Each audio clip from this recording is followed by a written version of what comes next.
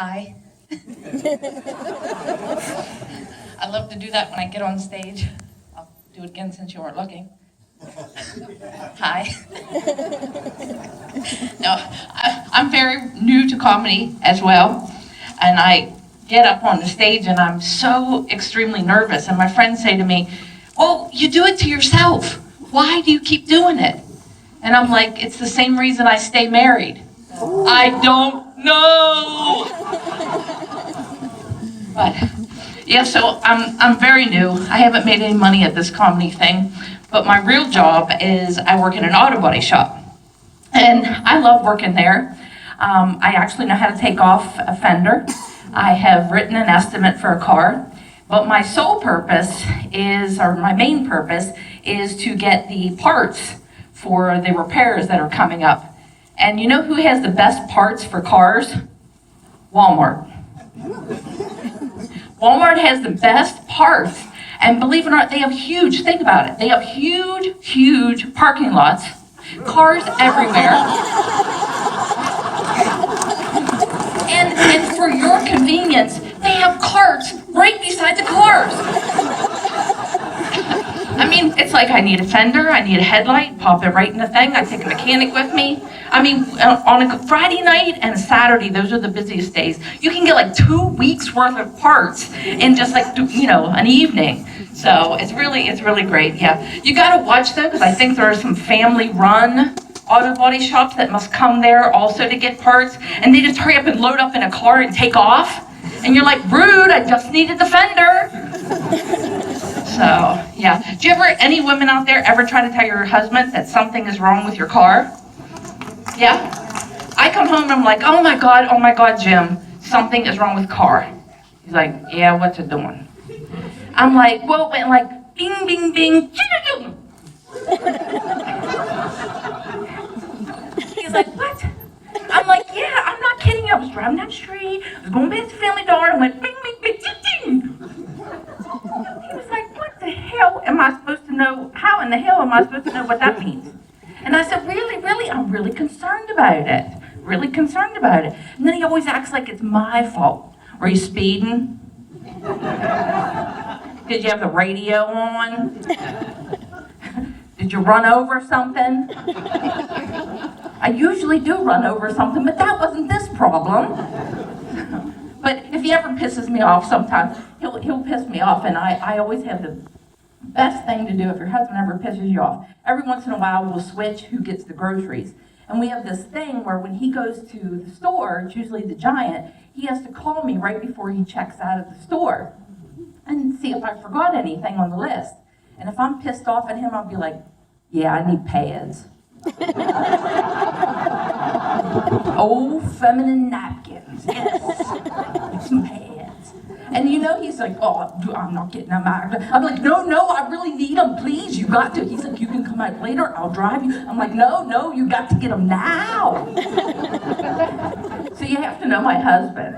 He's 6'4", huge fella, works outside, and here he goes, and I said, I'll stay on the phone with you, I'll tell you exactly what I need. So he's driving back, doing this stuff, and he gets back into the aisle, and I'm like, well, it's a green package. You can see him, 6'4", and he's like, green package, okay, this one. I'm like, no, wait, he has to have odor control. Now he's looking for something else. I'm like, oh, make sure you get the extra long. Need extra long, I'm a big girl, need extra long. And he gets, oh, don't forget, 10 hour protection, need 10 hour protection. Wings, get the wings. And just before I can hear it in his voice, just before he has an absolute meltdown, I'm like, no, that's all right, I'll find a pack. I found a pack, yes, oh my gosh, yes. But, yeah, so I've been falling a lot lately. I'm not sure if it's like old age or problem with my balance or the fact that my husband keeps pushing me, but he keeps threatening me. He's like, I'm going to get you one of those old people tubs. I'm like, the old people tubs, the ones you have a door and you like sit down while you wash yourself, really? He's like, yeah, because 2 of my recent falls have been in the tub. There is 2 ways to fall in a tub. There's like the holy shit, Jesus Christ, what just happened? And you're laying on your back, there, you know. Then there's like the tub ice skating ring. It's like,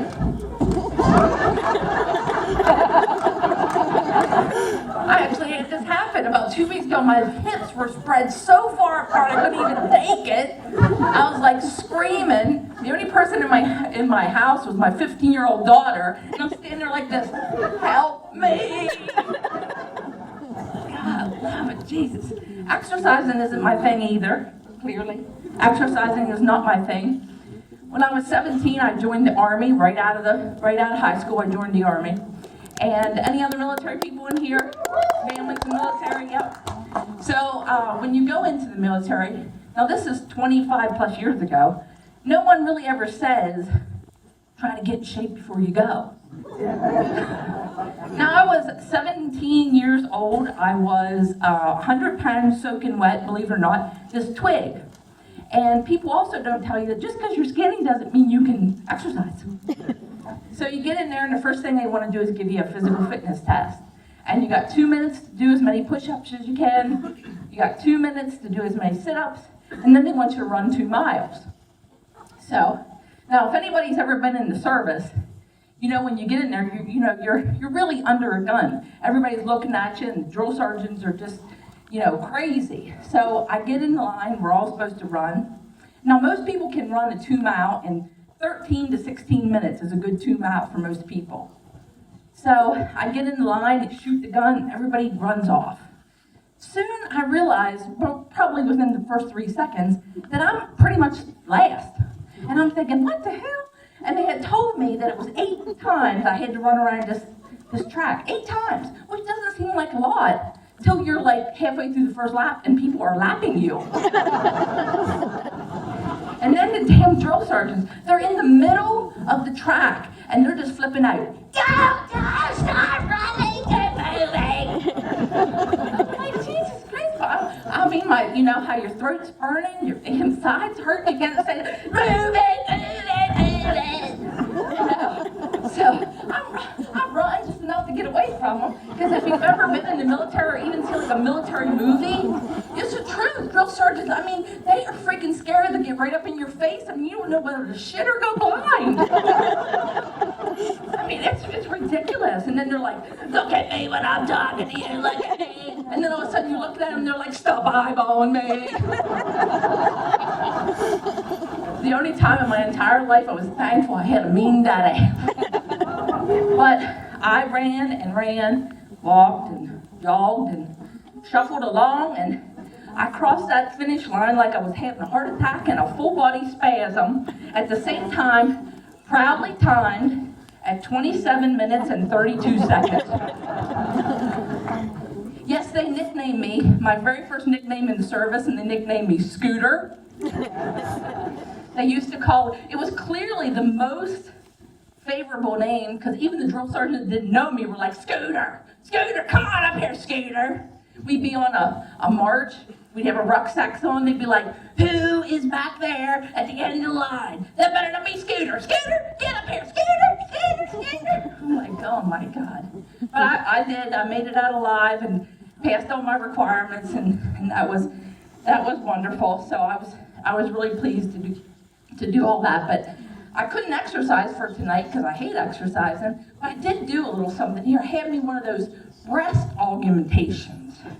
I did have one of those. Yes, I did. Apparently, it was actually recommended by my family doctor, because apparently you can only get your nipples stuck in your zipper so many times.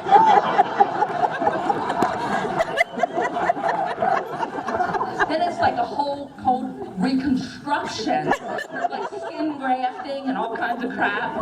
So I went ahead and had it. Yeah, I did.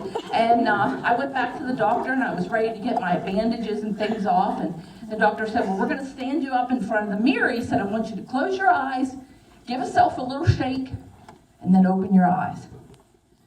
So they took everything off and whatnot. Gave a little shake, and right away I knew that something was wrong because something brushed across my chin. and then I opened my eyes. I looked in the mirror, I said, no shit, that high. Whoa, I didn't know it was supposed to be up there. No shit. All right, yeah. So that's my time, everybody. Thank you very much. Jeff Toothman. Give it up for Jeff Toothman. Good job. Good job. All right, so judges, what did you guys think? Let's start with Justin this time. Man, Tootsie Roll, you were on a roll, man. You were, and we talked a little bit before, and you looked nervous, seemed nervous, said you were nervous, going to throw up, and I thought you were going to throw up, and clearly you were great. I didn't see any nerves. You had a great finish, and you had people laughing the entire time. The nipple and the zipper, that may have been my favorite joke of all night. It's a line you can never get out of your mind, no matter how hard you try. Are you this funny at the shop? Yes, I am. Yes, I do try. I perform locally at like dollar stores and places. Well, you know, because I was going to say, because honestly, there aren't that many female comics that make me laugh, but I thought you were awesome. You were funnier than so many female comics I see on TV, so keep at it.